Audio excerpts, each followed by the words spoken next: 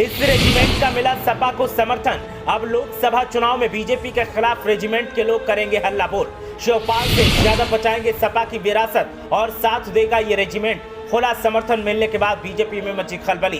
देश हित की बात करके अब तक बीजेपी ने बटोरे वोट, लेकिन रेजिमेंट ने दिया सपा को समर्थन तो चौंक गई केंद्र की मोदी सरकार।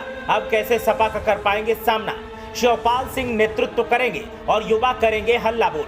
पूर्व सैनिकों ने भी संभाल लिया है मोर्चा और इस रेजिमेंट का खुला समर्थन सपा को मिल रहा है। लोकसभा चुनाव से पहले उत्तर प्रदेश की सियासत में हल्ला बोल का दौर जारी है और हल्ला बोल के बीच खेमे में खलबली देखने को मिल रही है। अब तक बीजेपी ने देश हित की बात की, देश की सुरक्षा की बात की और तो और देश के सैनिकों की बात करके खूब वोट बटोरे, लेकिन पहली बार सपा के साथ किसी एक रेजिमेंट के लोग आकर खड़े हुए हैं और खुले शब्दों में सपा के समर्थन का ऐलान किया है। और सपा ने भी ताकत को समेट अपनी ताकत को और ज्यादा बढ़ाने का इंतजाम कर लिया है।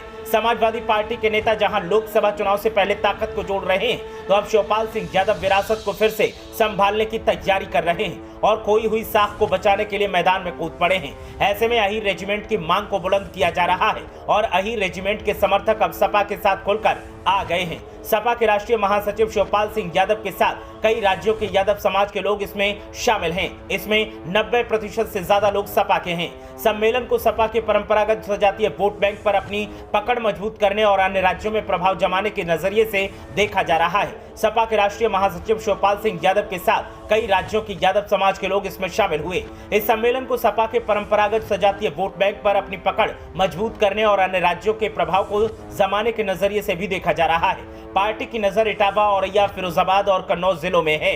ये परंपरागत यादव वोटर्स की संख्या वाले ज्यादा क्षेत्र हैं, लेकिन पार्टी यहां 2 बार से संसदीय सीटें नहीं जीत सकी। माना जा रहा है कि यादवों को एकजुट कर शिवपाल यहां की खोई विरासत पाना चाहते हैं। अहीर रेजिमेंट की मांग को लेकर विभिन्न प्रांतों के पार्टी पदाधिकारी कार्यकर्ताओं की बड़ी संख्या में जुटना संकेत है कि सपा अपने कोर वोटर्स बैंक को साधने की कवायद में जुट गई है।